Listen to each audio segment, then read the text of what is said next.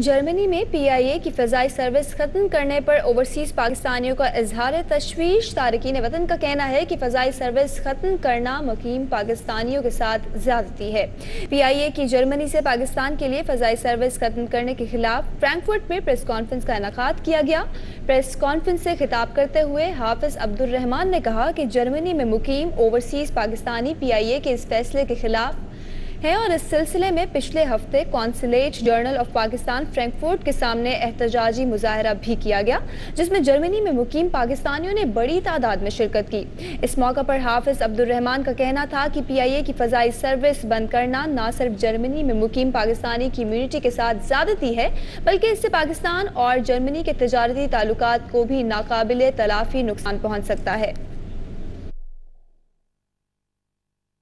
यहाँ लेंगे एक ब्रेक, हमारे साथ रहिए।